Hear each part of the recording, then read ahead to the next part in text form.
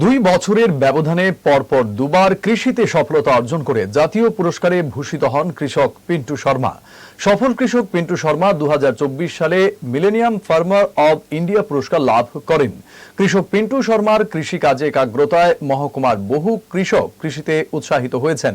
কৃষক পিন্টু শর্মার বিভিন্ন ফসল যেমন বর্ষা মরশুমের তরমুজ, শীতকালীন বাঁধাকপি, ফুলকপি, সবুজ আলু, কুমড়া, টমেটো ইত্যাদি কমলপুরে সমাদৃত। এবছর অর্থাৎ 2025 সালের 27 ফেব্রুয়ারি কর্ণাটকের হেসারঘাটায় Indian Institute of Horticulture Research Centre থেকে উদ্যান কৃষিতে দেশের মধ্যে সেরা কৃষক হিসাবে পুরস্কারে ভূষিত হন কমলপুরের গর্ব কৃষক পিন্টু শর্মা। উদ্যোক্তা Indian Institute of Horticulture Research সারা দেশ থেকে মোট 5 জন কৃষককে ওই পুরস্কারে ভূষিত করে। এর মধ্যে কৃষক পিন্টু শর্মা একজন।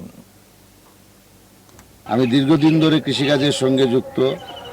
মূলত কৃষিকাজে 2008 থেকে বিশেষ করে আধুনিক কৃষি ব্যবস্থাতে আমি অনুপ্রাণিত হই কেবিকে ধলাইয়ের সহযোগিতায়, যার ফলশ্রুতিতে এই বিজ্ঞান পদ্ধতিতে চাষাবাদ এটা আমার স্বভাবসিদ্ধ হয়ে ওঠে এবং এই বিজ্ঞানকে পাথেয় করে কৃষি বিজ্ঞান ধলাইয়ের সহযোগিতা এবং এগ্রিকালচার দপ্তরের সহযোগিতায় বিভিন্ন ট্রেনিং প্রোগ্রামে আমি ভারতবর্ষের বিভিন্ন রাজ্যে যাই এবং ওখান থেকে অভিজ্ঞতা নিয়ে চাষাবাদ করি।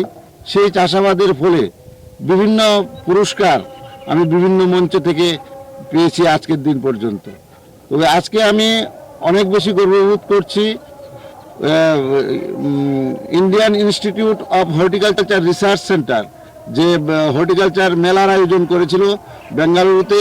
সেই বেঙ্গালুরুতে ভারতবর্ষের হয়ে নর্থ ইস্ট থেকে আমরা 2 জন সিলেকশন হয়েছিলাম, আমি ত্রিপুরা থেকে এবং মণিপুর থেকে আরেকজন আমার কৃষক। This news is brought to you by Himalayan International Residential School, Siliguri, West Bengal.